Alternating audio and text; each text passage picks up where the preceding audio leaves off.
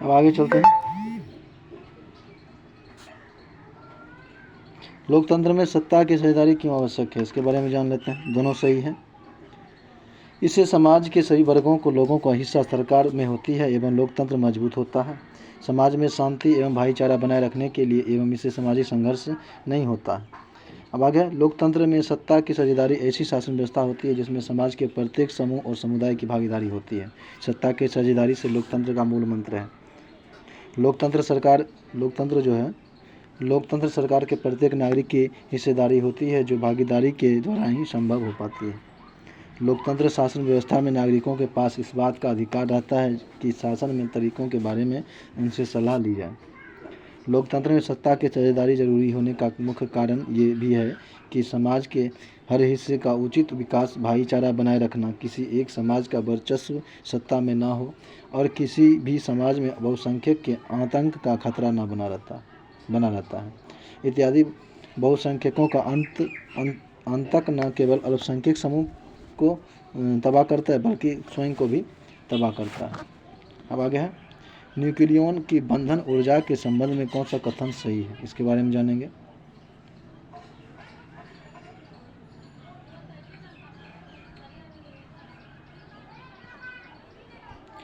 एक नंबर सही है। न्यूक्लियन की बंधन ऊर्जा जितनी अधिक होगी वह उतना ही स्थिर न्यूक्लियन होगा। आगे चलते हैं। परमाणु का कुल धन आवेश तथा लगभग कुल द्रव्यमान इसके द्रव्यमान पर एक सूक्ष्म स्थान से केंद्रित रहते हैं। परमाणु के भीतर इस संकीर्ण स्थान को नाभिक कहा जाता है। परमाणु की त्रिज्या 10⁻⁻10 मीटर तथा नाभिक की त्रिज्या लगभग 10⁻⁻15 मीटर होती है। नाभिक की संरचना में प्रोटॉन तथा न्यूट्रॉन का मूल कण होते हैं। परमाणु के प्रोटॉन तथा न्यूट्रॉन की कुल संख्या को न्यूक्लियन कहते हैं। न्यूक्लियन की संख्या द्रव्यमान संख्या होता है। जब प्रोटॉन तथा न्यूट्रॉन मिलकर के नाभिक का निर्माण करते हैं तो द्रव्यमान की क्षति होती है तथा इसके तुल्य ऊर्जा मुक्त होती है। इसके नाभिक का बंधन ऊर्जा कहा जाता है। यह ऊर्जा नाभिक में प्रोटॉन और न्यूट्रॉन को अलग अलग करने की बाह्य कार्य होता है। इलेक्ट्रॉन की बंधन ऊर्जा 2.22 इलेक्ट्रॉन वोल्ट होता है, मेगा इलेक्ट्रॉन वोल्ट होता है। परमाणु के नाभिक के स्थायित्व को तुलना करने के लिए नाभिक की प्रति न्यूट्रॉन न्यूक्लियन बंधन ऊर्जा उपयोगी होता है। न्यूक्लियन बंधन ऊर्जा के बारे में जानेंगे। नाभिक की बंधन ऊर्जा बते न्यूक्लियन की ऊर्जा। न्यूक्लियन की संख्या नाभिक के अस्तित्व को माप होती है। न्यूक्लियन की ऊर्जा जो नाभिक की अस्तित्व की माप होती है। अतः किसी नाभिक के लिए प्रति न्यूक्लियन की बंधन ऊर्जा का मान जितना अधिक होगा नाभिक उतना ही अस्थायी होगा। कम द्रव्यमान संख्या के प्रति न्यूक्लियन बंधन ऊर्जा का मान घट जाता है।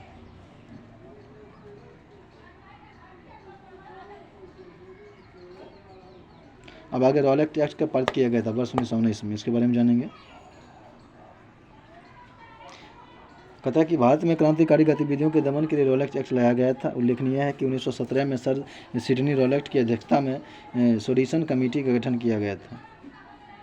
इस कमेटी की सिफारिश पर भारत में क्रांतिकारी और राष्ट्रवादी भावनाओं के कुचलने के उद्देश्य से the anarchical and revolutionary crime act of 1919 पारित किया गया था। इस अधिनियम में यह प्रावधान किया गया था कि मजिस्ट्रेट केवल संदेह के आधार पर ही किसी व्यक्ति को अनिश्चित काल के लिए जेल में डाल सकता। इसे बिना वकील, बिना दलील और बिना अपील का कानून कहा जाता है। इसे काला कानून भी कहा जाता है। गांधी जी ने इस एक्ट का विरोध किया। 6 अप्रैल 1919 को जनता से एक काले कानून के विरोध देशव्यापी हड़ताल एवं सत्याग्रह करने का आह्वान किया था। इसके लिए गांधी जी ने होम रूल लीग के नेता से भी सहयोग लिया था। आगे अंग्रेजों के विरोध हेतु सत्याग्रह सभा का गठित की गई थी। 9 अप्रैल 1919, कुछ स्रोतों में 18 अप्रैल है, को गांधी जी को गिरफ्तार कर लिया गया था। जलियांवाला बाग हत्याकांड जानेंगे। 13 अप्रैल 1919। 9 अप्रैल को पंजाब के 2 लोकप्रिय नेता सत्यपाल एवं सैफुद्दीन किचलू को सरकार ने गिरफ्तार कर लिया था। इनकी गिरफ्तारी के विरोध में 13 अप्रैल 1919 को बैसाखी के दिन अमृतसर में जलियांवाला बाग में एक विशाल सभा का आयोजन हुआ। चूँकि पंजाब में मार्शल लॉ लागू थी, अतः जनरल डायर ने इसे अपने देश की अवहेलना समझा तथा स्थल पर पहुंचकर निहत्थे जनता पर गोली चलाने का आदेश दे दिया। सरकारी आंकड़ों के अनुसार मरने वालों की संख्या 379 थी, लेकिन वास्तव में 1000 लोग मरे थे।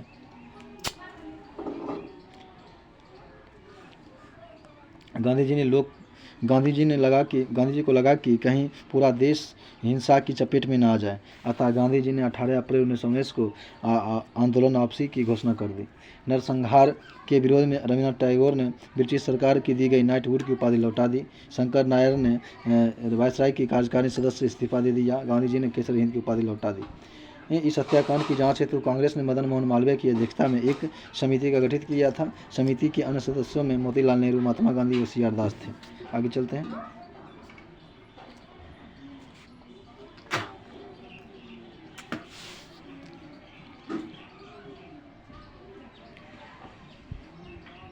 ब्रिटिश सरकार ने इस हत्याकांड की जांच के लिए हंटर आयोग गठित किया, जिससे 3 भारतीय सदस्य चिमनालाल, शीतलवार और सुल्तान अहमद एवं जगत नारायण थे। सरदार उधम सिंह ने मार्च 1940 में लंदन में माइकल ओडायर को 1919 में पंजाब के लेफ्टिनेंट जो थे उनको गोली मार करके हत्या कर दी। तत्पश्चात उधम सिंह को 31 जुलाई 1940 को लंदन के पीटोनविले जेल में फांसी दे दी गई।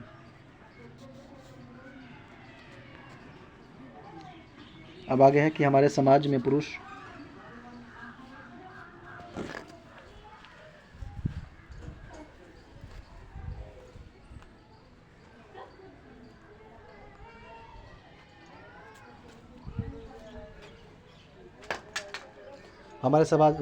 और महिला के लिंग विभाजन को जो किया गया है उसे क्या ख्याल आता है। इससे क्या होता है कि समाज में पुरुष और महिलाओं के कार्य को उनकी भूमि के आधार पर बांटा गया है। आगे है, ये रीजनिंग है आपका। चलते हैं आगे। भारतीय मानसून की प्रभावित करने वाले कारकों का कौन कौन से हैं? अवस्थिति हैं, भूतापीय ऊर्जा तापीन के दर में अंतर है, हवाओं का मौसम बदलाव है, उष्णकटिबंधीय अभिसरण क्षेत्र सभी है। आगे अवस्थिति जानेंगे। भारतीय मानसून को प्रभावित करने वाले कारकों में जो है अवस्थिति की महत्वपूर्ण भूमिका है। इसे निम्नलिखित रूपों में बांटकर अध्ययन करते हैं। हिमालय पर्वत की अवस्थितियाँ। यह भारत में आने वाले मानसून हवाओं को रोक करके भारतीय उपमहाद्वीप में वर्षा कराती है। कौन? हिमालय। भारत आने वाले मानसूनी पवनों को रोक करके और भारतीय उपमहाद्वीप में वर्षा कराती है हिमालय। आगे है स्थलाकृतियाँ अवस्थितियाँ। पश्चिमी घाट तथा आसाम के पवनामुखी ढाल अधिक वर्षा प्राप्त करते हैं, जबकि इसी दौरान पवनामुखी ढालों पर कम वर्षा होती है। मेघालय के पठार की कीपनुमा आकृति के कारण मानसून पवनों द्वारा वहां संसार की सर्वाधिक वर्षा कराई जाती है। अरावली पर्वत का मानसून पर्वतों की दिशा में समानांतर अवस्थित है, जिससे यह मानसून पवनों की दिशा में अवरोध उत्पन्न कर वर्षा नहीं करा पाती है। भूतापीय और जलीय तापमान की दर में अंतर क्या है? भूतापीय भूभाग 3 तरफ से सागरों से घिरा है। स्थल की अपेक्षा जल से गर्म व देर में ठंडा होता है। जल एवं स्थल के इस विभेद तापमान के कारण भारतीय उपमहाद्वीप के विभिन्न ऋतुओं में विभिन्न वायुदाब प्रेरक विकसित होते हैं। ये वायुदाब प्रदेश मानसूनी पवनों को प्रभावित करते हैं। हवा का मौसमी बदलाव क्या है? हवा के मौसमी बदलाव को 2 भागों में बांटा गया है, दक्षिणी पश्चिमी ग्रीष्मकालीन हवाएं तथा शीतकालीन उत्तरी पूर्वी हवाएं। दक्षिणी पश्चिमी ग्रीष्मकालीन हवाएं तथा शीतकालीन उत्तरी पूर्वी हवाएं। अब दक्षिणी पश्चिमी ग्रीष्मकालीन हवाएं क्या है? ये हवाएं समुद्र से स्थल की ओर प्रवाहित होती है और प्रचुर वर्षा करवाती है। और शीतकालीन या जो है समुद्र से पवन की ओर प्रवाहित होती है। यह वर्षा कराने में असमर्थ है, वर्षा नहीं करवाती है। अब आगे बंगाल की खाड़ी से कुछ जलवाष्प ग्रहण करने के उपरांत जो है हवाएं तमिलनाडु के तट के क्षेत्रीय वर्षा करवाती है। अंतरा उष्णकटिबंधीय अभिसरण क्षेत्र क्या है? ITCZ।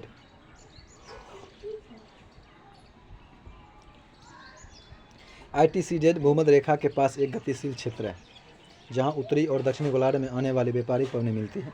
गर्मियों में ITCZ भूमध्य रेखा से उत्तरी गोलार्ध की तरफ खिसक जाता है, जिसके कारण दक्षिणी पूर्वी व्यापारिक पवन विषुवत रेखा पर पार कर उत्तरी गोलार्ध में आ जाती है।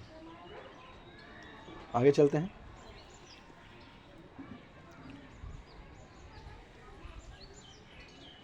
फेरेल के नियम के अनुसार उत्तरी गोलार्ध में आने वाले यह पवन जो है अपनी दाहिने ओर अर्थात उत्तर पूर्व की ओर मुड़ जाती है तथा संपूर्ण भारतीय उपमहाद्वीप को प्रभावित करती है। आगे भारत में मानसूनी जलवायु पाई जाती है। मानसून दाब की उत्पत्ति अरबी भाषा के मौसमी शब्द से हुई है। मौसमी का अर्थ होता है पवनों की दिशा का मौसम के अनुसार उलट जाना। मानसून शब्द का सर्वप्रथम प्रयोग अरबी भूगोलवेत्ता अल-मसूदी ने किया था। मानसून का खोज अरबी नाविक हिप्पालस ने किया था। मानसून शब्द का प्रयोग अल-मसूदी ने किया था। अब आ गया भारत को स्वतंत्रता 15 अगस्त को 1947 में मिली, तो 15 अगस्त को स्वतंत्रता दिवस कब मिली? ये जरूरी नहीं है, ये रीजनिंग का क्वेश्चन है। भारत को स्वतंत्रता 15 अगस्त 1947 को मिली, इसलिए 15 अगस्त को स्वतंत्रता दिवस मनाया जाता है। 20 फरवरी 1947 को ब्रिटिश प्रधानमंत्री क्लेमेंट इटली ने घोषणा किया था कि 30 जून 1947 तक भारत में ब्रिटिश शासन समाप्त कर दिया जाएगा, लेकिन 3 जून 1947 को वायसराय लॉर्ड माउंटबेटन ने विभाजन की योजना पेश की, जिसे माउंटबेटन योजना कहा गया। इस योजना को कांग्रेस एवं मुस्लिम लीग ने स्वीकार कर लिया।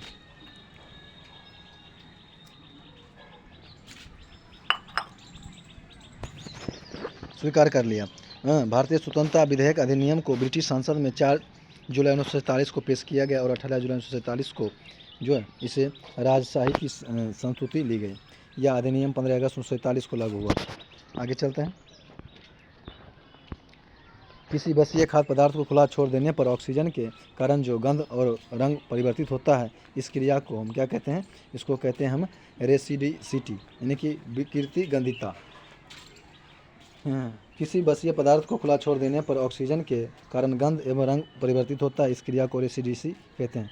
विकृति गंधिता क्या है? वसायुक्त अथवा तेलीय खाद्य पदार्थ जब लंबे समय तक रखा जाता है तो उपचयित होने पर तेल और वसा विकृतिकृत गंधित हो जाती है तथा इसके स्वाद एवं गंध में बदलाव आ जाता है। चिप्स बनाने वाले चिप्स की थैली में ऑक्सीजन को हटा करके नाइट्रोजन का प्रयोग किया जाता है। कम सक्रिय गैस है नाइट्रोजन। किण्वन क्या है? किण्वन अवायवीय स्थितियों यानी कि वायु की अनुपस्थिति में होती है। किण्वन में कार्बोहाइड्रेट निर्मुक्त होती है। शराब बनाने के लिए किण्वन विधि का प्रयोग किया जाता है। जब अंगूर पक जाते हैं तो उसमें शर्करा की मात्रा बढ़ जाती है तथा उनकी ऊपरी सतह पर ईस्ट उत्पन्न हो जाता है। अंगूरों को कुचला जाता है तो शर्करा एवं एंजाइम संपर्क में आते हैं तथा किण्वन प्रारंभ हो जाती है। जैसे C6H12O6 को जाइमेज में करेगा तो 2C2H5OH प्लस 2CO2। अब हाइड्रोजनीकरण प्रतिक्रिया क्या है? इस अभिक्रिया के अंतर्गत निकेल का प्रयोग उत्प्रेरक के रूप में किया जाता है। हाइड्रोजनीकरण में निकेल पाउडर की उपस्थिति में असंतृप्त हाइड्रोकार्बन हाइड्रोजन से युक्त होकर संतृप्त हाइड्रोकार्बन में बदल जाता है। निकेल उत्प्रेरक का उपयोग वनस्पति तेल के हाइड्रोजनीकरण में किया जाता है। अब अगर सरल लोलक के आवर्तकाल का व्यंजक क्या हो जाएगा? 2π√k/m हो जाएगा।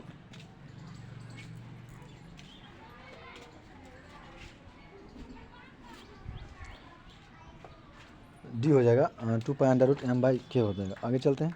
आवर्त सरल आवर्त गति निष्पन्न करने वाले कण के लिए विस्थापन, वेग, त्वरण तथा आवर्तकाल के व्यंजक क्या हो जाएंगे? यानी कि expression of the displacement, velocity, acceleration and periodic times of A particle excluding SHDM। विस्थापन सरल आवर्त गति का समीकरण होता है। विस्थापन क्या होता है? विस्थापन सरल आवर्त गति का विस्थापन समीकरण x = a sin ωt। इसके बारे में ढेर नहीं जानना है, चलिए चलते हैं। सरल आवर्त गति का समय विस्थापन वक्र होता है, यानी कि a sin ω = a sin तथा 2π/t t के विभिन्न मानक रख करके x के मान को ज्ञात किया जा सकता है।